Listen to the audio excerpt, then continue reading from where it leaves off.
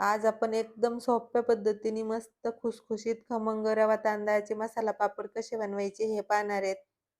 आवडले तर like, share, subscribe नक्की करा. पापड बनवण्यासाठी इथं मी अर्धा कप रवा घेतलेला आहे. रवा एकदम बारीक असतो तोच घ्यायचा आणि लगेच आता त्याच्यामध्ये आपण अर्धा कप तांदळाचं पीठ काढून घेऊया. अर्धा कप रवा आणि अर्धा कप तांदळाचं पीठ घेतलेलं आहे मी.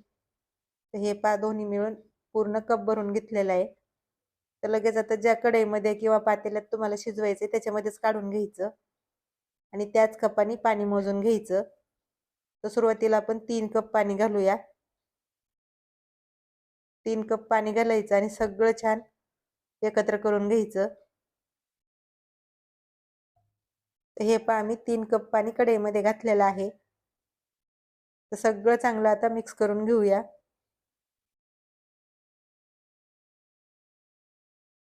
त्याच्यामध्ये अजून आपल्याला पाणी घालायचंय, पण अगोदर चांगलं मिक्स करायचं आणि नंतर ह्याच्यामध्ये पाणी घालायचं.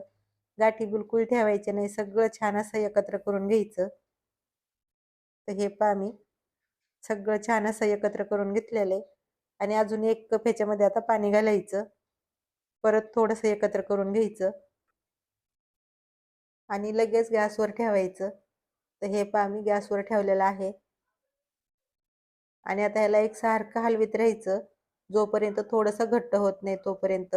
कढईच्या तळापासून एकसारखं असं हलवीत राहायचं, म्हणजे मग त्याच्यामध्ये गाठी होत नाहीत आणि कढईच्या तळाला चिटकत सुद्धा नाही.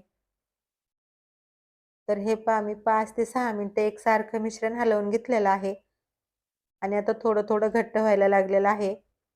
अजून 2 मिनिटं आपल्याला असं त्याला हलवीत राहायचंय. पापड बनवायची ही पद्धत एकदम सोपी आहे.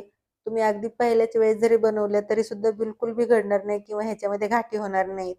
अगोदरच आपण पाणी गरम करायला ठेवलं आणि वरून त्याच्यामध्ये पीठ मिक्स करून घेतलं तर त्याच्यामध्ये गाठी होतात. आपण कितीही पटपट हलवा. त्यामुळे अगोदरच पीठ आणि पाणी मिक्स करून घ्यायचं आणि नंतर गॅसवर ठेवायचं. तर बिलकुल त्याच्यामध्ये गाठी होत नाहीत. असं मस्त मिश्रण तयार होतं. हे आता मस्त बऱ्यापैकी घट्ट झालेलं आहे. तर इथं अजून ह्याच्यामध्ये आपल्याला पाण्याची गरज लागणार आहे. तर परत ह्याच्यामध्ये अजून 1 कप पाणी मी घालते आणि इथं आता ह्याच्यामध्ये गार पाणी घालायचं नाही. सुरुवातीला आपण गारच पाणी घातलेलं आहे, पण इथं पाणी घालताना थोडंसं गरम करायचं आणि नंतर ह्याच्यामध्ये पाणी घालायचं. तर हे मी 1 कप पाणी ह्याच्यामध्ये घातलेलं आहे. लागलंच तर अजून ह्याच्यामध्ये आपण पाणी घालूया. घातलेलं पाणी आता सगळं चांगलं परत एकत्र करून घ्यायचं आणि इथं आता तुम्हाला घाई करायची काहीच गरज पडत नाही. अगदी आरामात तुम्ही मिक्स करून घेतलं तरी सुद्धा चालतं. त्याच्यामध्ये आता गाठी वगैरे बिलकुल होत नाहीत.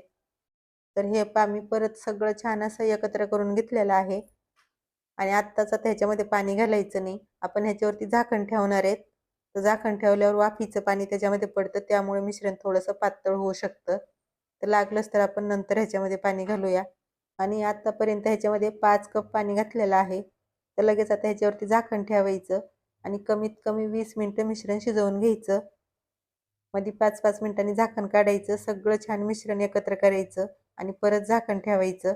असं करून 20 मिनिटं मिश्रण शिजवून घ्यायचं. तर मी झाकण ठेवून बरोबर 20 मिनिटं मिश्रण शिजवून घेतलेलं आहे आणि परत मला मिश्रण थोडंसं घट्ट वाटलं, त्यामुळे मी 1.5 कप पाणी ह्याच्यामध्ये घातलं आहे. तर सगळे मिळून आपण 6.5 कप पाणी ह्याच्यामध्ये घातलेलं आहे. रवा आणि तांदळाचं पीठ 1 कप घेतलेलं, त्याच्यासाठी बरोबर 6.5 कप पाणी लागलं आहे आणि आता ह्याच्यामध्ये आपल्याला पाणी घालायची गरज पडणार नाही. तर इथं आता ह्याच्यामध्ये चवीप्रमाणे मीठ घालायचं. छोट्या चमच्याने 2 चमचे तीळ घालायचे. 5 ते 6 लाल मिरच्या अशा जाडसर कुटून घालायच्या. 1 चमचा जिरे घालायचे आणि भरपूर सारी कोथिंबीर घालायची. एकदम मस्त लागतात पापड खायला खमंग. आणि तुम्हाला जर रवा आणि तांदळाचं पीठ मिक्स करायचं नसलं तर फक्त रव्याचे सुद्धा तुम्ही पापड हे बनवू शकता. घातलेलं सगळं साहित्य छान असं एकत्र करून घ्यायचं आणि आता फक्त 2 ते 3 मिनिटं मिश्रण आपल्याला बारीक गॅसवर शिजवून घ्यायचं आहे. तर हे मी घातलेलं सगळं साहित्य छान एकत्र करून घेतलं आहे आणि अशा पद्धतीचं मिश्रण आपल्याला पाहिजे. जास्त घट्ट नाही आणि जास्त पातळ सुद्धा नाही. तर मस्त असं मिश्रण शिजून तयार आहे. तर इथं गॅस बंद करायचा आणि गॅसवरून कढई खाली काढून घ्यायची आणि थोडंसं गार होऊ द्यायचं. फक्त 2-3 मिनिटं, जास्त पण नाही. आणि लगेच त्याचे पापड बनवून घ्यायचे. तर पापड बनवण्यासाठी इथं मी प्लास्टिक टाकलेलं आहे. प्लास्टिकला तेल वगैरे बिलकुल लावायचं नाही. प्लास्टिक टाकायचं आणि ओल्या कपड्याने पुसून घ्यायचं आणि त्याच्यावरती अशा पद्धतीने पापड बनवून घ्यायचे. बिलकुल प्लास्टिकला चिटकत नाहीत. लहान मोठे तुम्हाला जसे आवडतील तशा पद्धतीने तुम्ही बनवून घ्या. हे पापड बनवायचे एकदम सोपे आहेत. आपल्याला जर कुणीच मदतीला नसलं तरी सुद्धा आपण एकटीचे भरपूर असे पापड बनवून तयार करू शकतो. तर राहिलेले सगळे पापड मी अशा पद्धतीने बनवून घेते. मी अर्धा कप रवा आणि अर्धा कप तांदळाचं पीठ घेतलेलं आहे. तुम्हाला जर तांदळाचं पीठ घ्यायचं नसलं किंवा घरामध्ये नसन तर फक्त रव्याचे पापड बनवायचे, एकदम मस्त होते. तर राहिलेले सगळे पापड मी अशा पद्धतीने बनवून घेते. तर इथं मी सगळे पापड बनवून घेतलेले आहेत. तर हे पापड आता 2 दिवस उन्हामध्ये चांगले वाळून घ्यायचे. पापड उन्हामध्ये चांगले वाळून घ्यायचे म्हणजे भरपूर दिवस टिकतात, खराब होत नाहीत. तर हे पहा, इथं मी 2 दिवस पापड चांगले उन्हामध्ये वाळून घेतलेले आहेत. मस्त कडक असे पापड वाळून घ्यायचे. तर थोडेसे पापड तुम्हाला मी तळून सुद्धा दाखवते. एकदम मस्त फुगतात आणि मस्त खुसखुशीत होतात. पापड तळण्यासाठी तेल गरम करायला ठेवलेलं.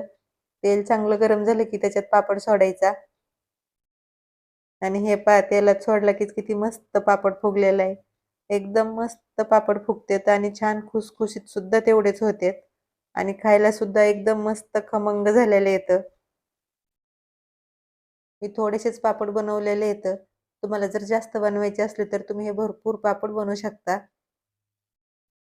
पापड बनवल्याच्या नंतर 2 दिवस चांगले उन्हामध्ये वाळवायचे आणि डब्यात भरून ठेवायचे.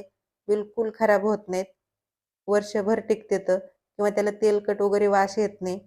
हे पापड बनवताना आपण त्याला तेल लावलेलं नाहीये, त्यामुळे त्याला तेलकट वास वगैरे येत नाही. भरपूर दिवस टिकतात.